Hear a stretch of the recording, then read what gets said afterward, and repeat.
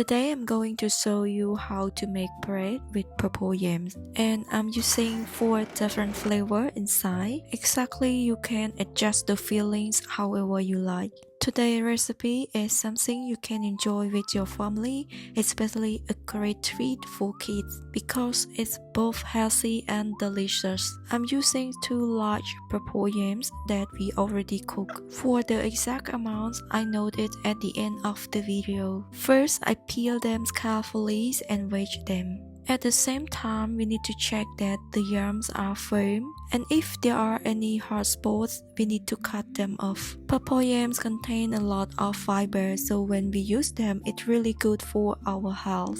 After finish wedge purple yams, I continue to wedge the bread dough, and I recommend you choose a good quality flour. You can check the quality when you buy it. After that, I add some sugar and a bit of salt. For baking bread, we need yeast. Without yeast, it won't rise. And this is one of the key ingredients we need. Besides that, we also need unsalted butter to make bread taste rich and delicious. For this recipe, I use 75 gram unsalted butter, and I use 1 egg for the amount of dough I'm making today. In fact, to get the right flavor, we must wedge all the ingredients each time. After that, I mix all ingredients together in the machines, and I add some milk to make everything combine well. In the first step, I run the machines in the low speed to mix everything. I don't add unsalted butter until everything's mixed together. Step 2, I add unsalted butter. This time I turn machines in medium speed, and I continue mixing until it forms a single dough. After that, we have to check the dough to see if it can stretch. When making bread, we have to pay attention here. This step, we have to check it if it can stretch. If not, we have to keep mixing.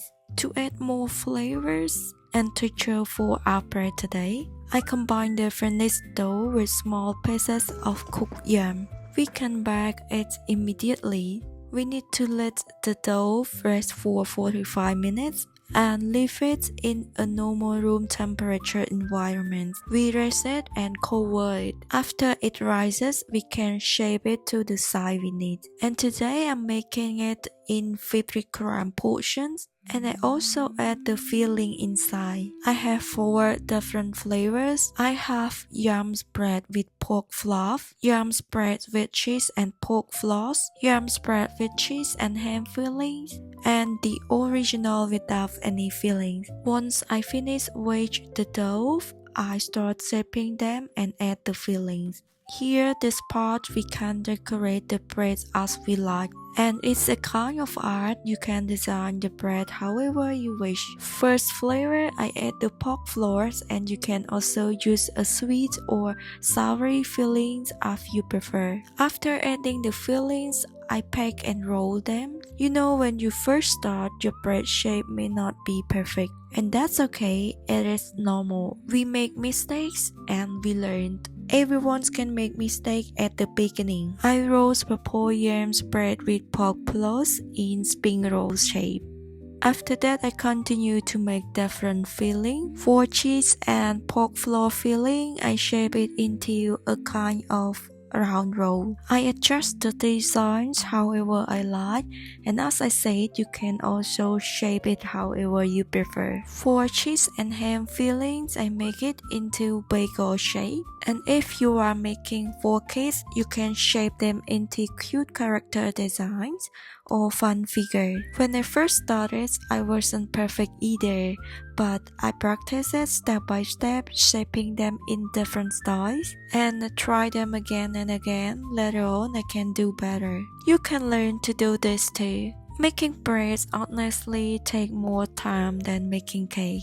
When we bake a cake, we just mix the ingredients and put it in the oven. But for bread, after mixing, we must shape it and then let it rise. First, we have to let the dough rest so it can rise, and then we shape it. After shaping, we still have to let it rise again. There's a special strategy if you want your bread looks golden and tasty. You need to brush them with egg and milk before baking.